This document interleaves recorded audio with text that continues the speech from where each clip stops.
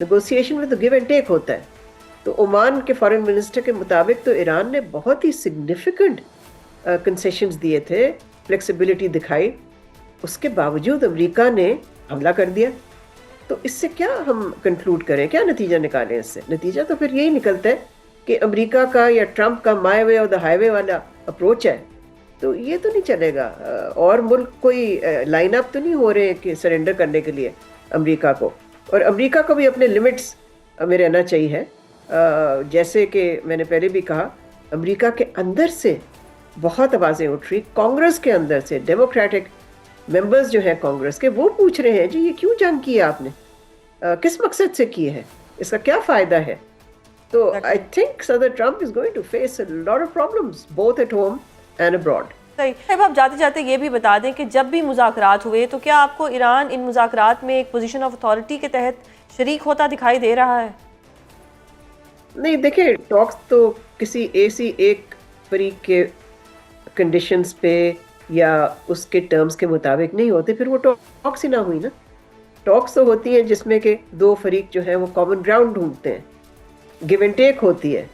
लेकिन अभी I think इस वक्त जंग तो चल रही है, तो अभी तो बहुत कबल अज़ वक्त है ये डिस्कस करना कि नेगोशिएशन शुरू होंगी, फिर उसमें क्या होगा.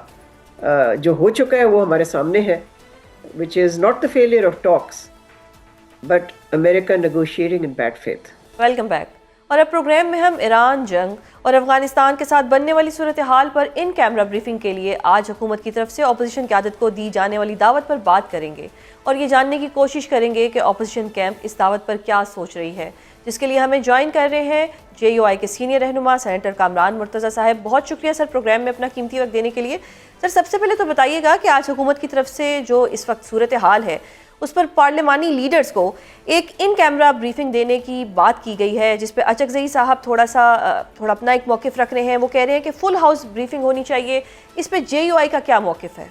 मौलाना की अपनी ये तजवीज़ थी कि इसमें इन कैमरा को इजदास हो और इसका कोई ऐसा तरीका जो है वज़ा किया जाए जिसमें या सबको बुलाया जा सके या पार्लिमानी लीडर्स को बुलाया जा सके. तो मौलाना ने आज ये तजवीज़ पेश भी की और फिर तारड़ साहब ने जवाब देते हुए कहा कि पहले जो है पहले मरहले में लीडर्स बैठ जाते हैं, पार्लिमानी लीडर्स, और देन जो है ना फिर सेकंड फेज़ में वो जो डिसाइड होगा उस कल की मीटिंग के नतीजे में वो फिर सेकंड फेज़ में इख्तियार कर लिया जाएगा. तो मेरा ख्याल है तजवीज़ बुरी नहीं है, इसमें हमको पॉलिटिक्स नहीं करनी चाहिए. इनफैक्ट जो है ये मुल्क का मसला है, नेशनल सिक्योरिटी का मसला है.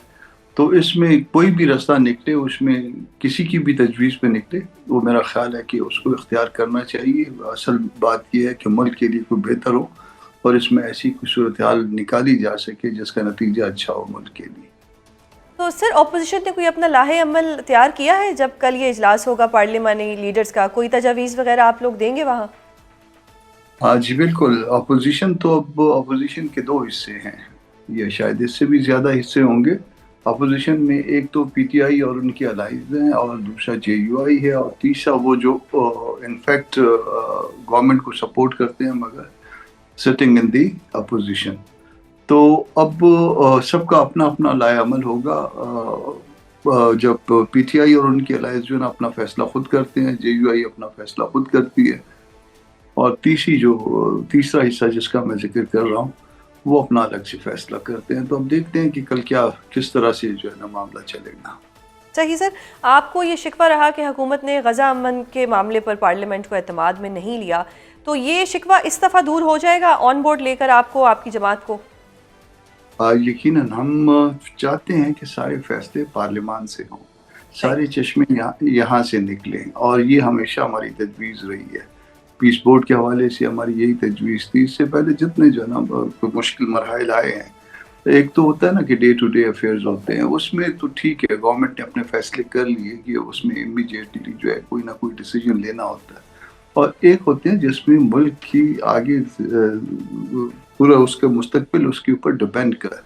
उसमें अनलेस कि मुल्क के अवाम को एतमाद में ना लिया जाए तो मुल्क के अवाम को कैसे एतमाद में लेते हैं? Through parliament.